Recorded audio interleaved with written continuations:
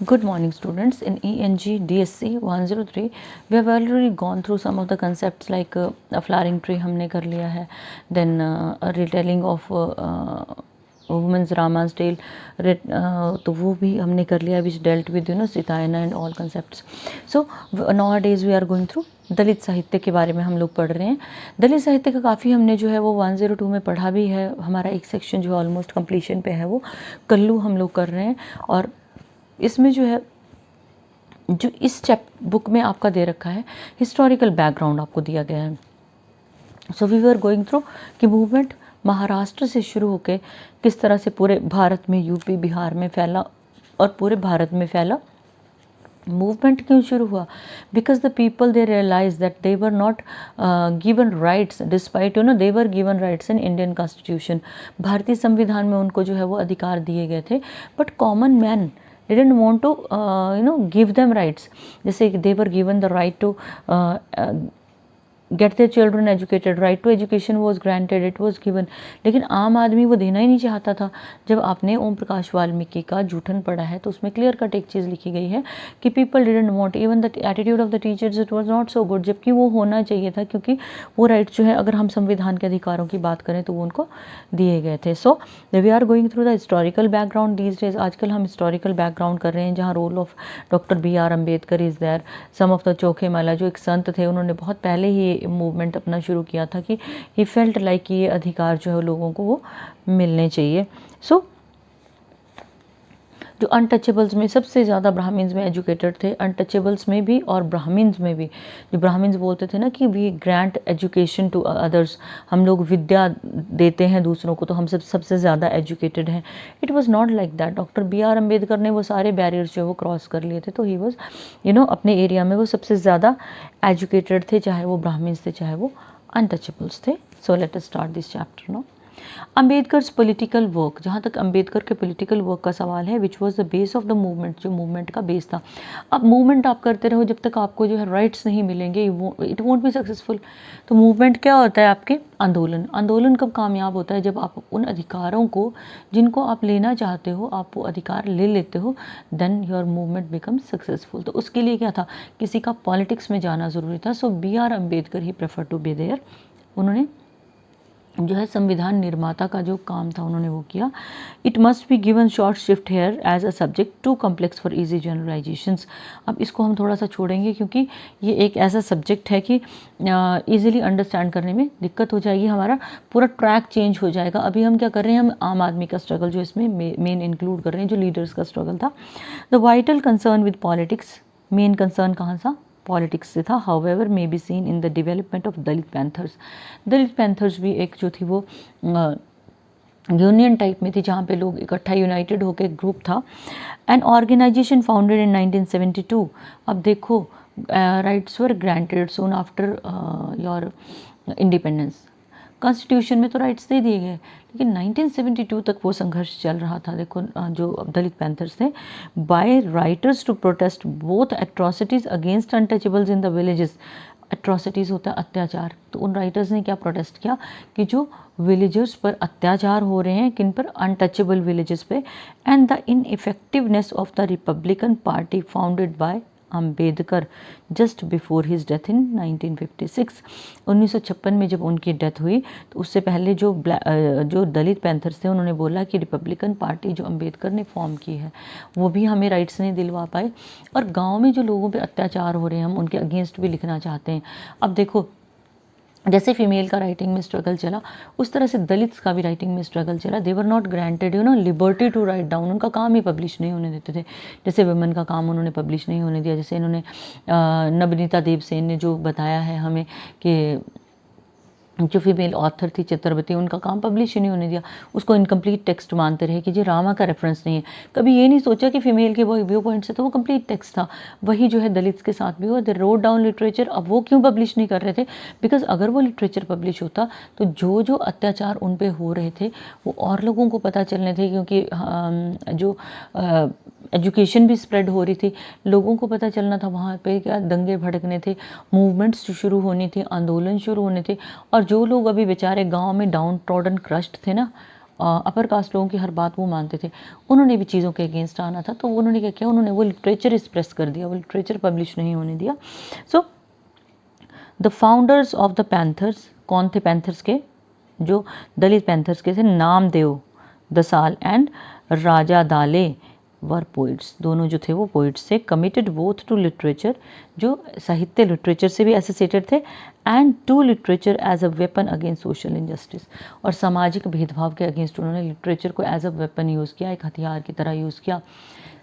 सामाजिक जो इनजस्टिस था उसमें लिटरेचर को वेपन कैसे यूज़ किया, लिखना शुरू किया, लोगों की दुख तकलीफ़ें, उनकी जो टॉर्चर्स थे, पैंग्स थे, पेन्स थी, एंग्विश था, सब कुछ उन्होंने लिटरेचर में लाया ताकि लोग पढ़ें और उनको रियलाइज़ हो कि ये तो हमारे साथ भी हो रहा है, तो हम लोग इकट्ठे मिलकर कोई मूवमेंट जो है वो चला सकते हैं।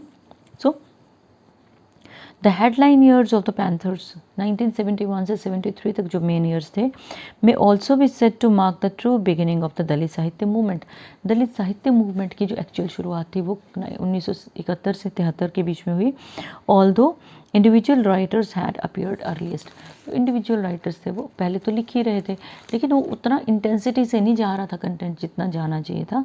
Another area of Ambedkar's leadership, Ambedkar की लीडरशिप का अगर दूसरा एरिया देखें, that was of religious conversion, धार्मिक जो धर्मांतरण जिसको आप बोलते हैं, रिलीजियस कन्वर्जन मीन धर्म बदलना, may be just as important a factor in the development of Dalit sahitya as education and politics, कि जैसे एजुकेशन और पॉलिटिक्स थे दलित साहित्य में इम्पॉर्टेंट, वैसे ही कन्वर्जन्स भी इक्वली इम्पॉर्टेंट थे अकॉर्डिंग टू अम्बेडकर, जहाँ पे अम्बेडकर ने लीड लिया। मैंने आपको पहले भी बताया था, आज भी हमारे गाँव में कन्वर्जन्स होती हैं।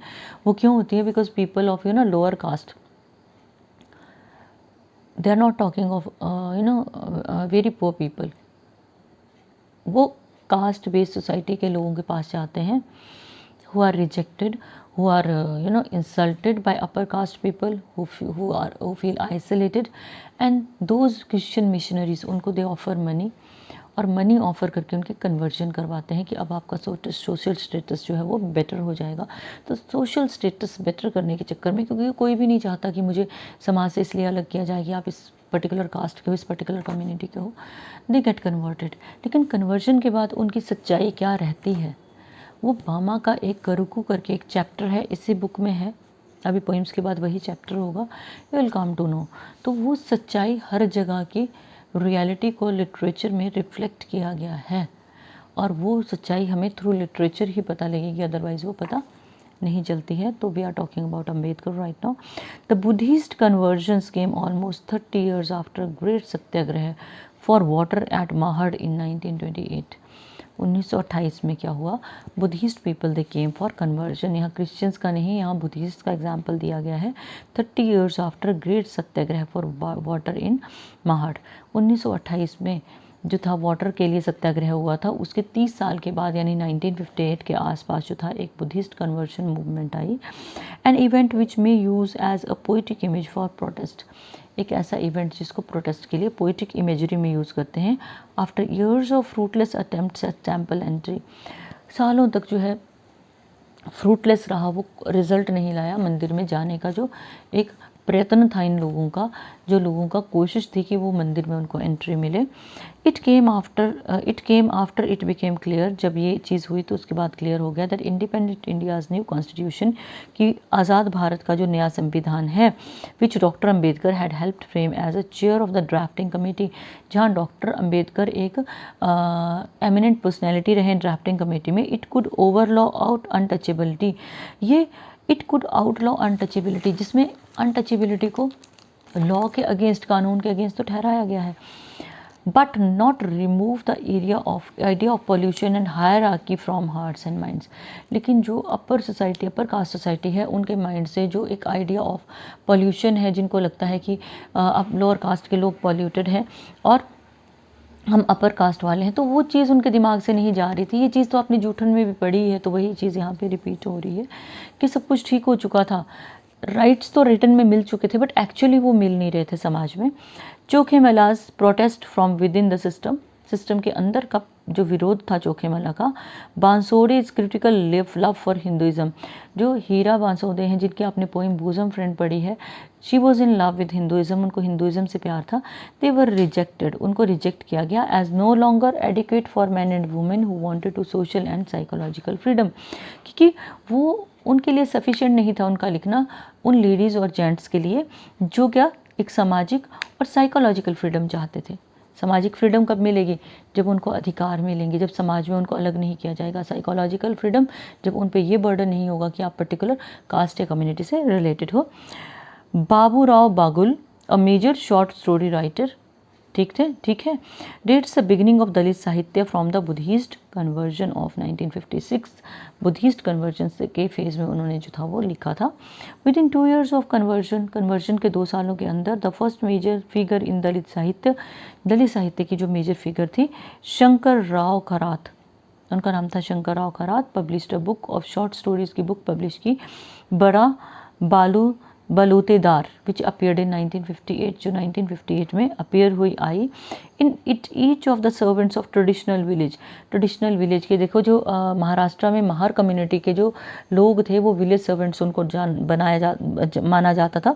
तो कहते each of the servants in of the traditional village के जितने भी सर्वेंट्स थे, including the Mahar inferior village servant, ठीक है, to use that telling British phrase, एक ब्रिटिश फ्रेज को बताते थे, is the subject of a gentle character sketch. तो जो उन्होंने लिटरेचर लिखा उसमें माहर कम्युनिटी के लोग, जिसको ब्रिटिशर्स क्या बोलते थे, इंफीरियर विलेज सर्वेंट वो बोलते थे, ठीक है, उनके बारे में जो है एक जेंटल कैरेक्टर स्केच उसका डाला जाता था कि वो बड़ा अच्छा इंसान है जो सबकी केयर करता है, सबसे कंसर्न रहता है। But Kharat now has 2 dozen और so books in his credit, अब तक जो है उन्होंने 2 dozen या इससे ज़्यादा बुक्स लिखी हैं, including an edition of Ambedkar's letters, एक एडिशन उन्होंने अम्बेडकर के लेटर्स का निकाला है, history of the Buddhist conversion, और हिस्ट्री ऑफ बुद्धिस्ट कन्वर्जन को भी उन्होंने लिखा है। But is main thirst in the description of the life of a Mahar, लेकिन जो उनका मेन एम्फेसिस रहता था, मेन जो इम्पॉर्टेंस रहती थी महार लाइफ में, end of other lolly people in the traditional village, और दूसरे लोग जो लोग क्लास को रिप्रेजेंट करते थे ट्रेडिशनल विलेजेस में। हिज राइटिंग इज़ सैड, उनकी राइटिंग जो है वो उदासी से भरी है, बट नॉट बिटर, कड़वाहट नहीं है। वो चाहते हैं उनको जो है वो इक्वल राइट्स मिले, लेकिन इट इज़ नॉट बिटर, उसमें कहीं वो विरोध के स्वर उसमें वो दिखते नहीं हैं। डिस्क्रिप्टिव रादर देन एनालिटिकल, उसमें एनालिसिस नहीं किया गया है, उसमें सिर्फ डिस्क्राइब किया गया है। A different style appeared soon after करात विद बाबूराव बागुल, बाबूराव बागुल ने जो है एक अलग तरह से लिखा। वो short stories are much more forceful, इनकी शॉर्ट स्टोरीज बड़ी फोर्सफुल हैं, often based on city life पे बेस्ड हैं वो, more realistic in their description of violence and vulgarity, जिसमें वायलेंस भी है और वल्गैरिटी भी है। Vulgarity is such an element जो आपको देखने में अजीब लगता है, जहाँ जिस चीज़ को देख के आप ऑकवर्ड फील करते हो, दैट इज़ कॉल्ड वल्गैरिटी।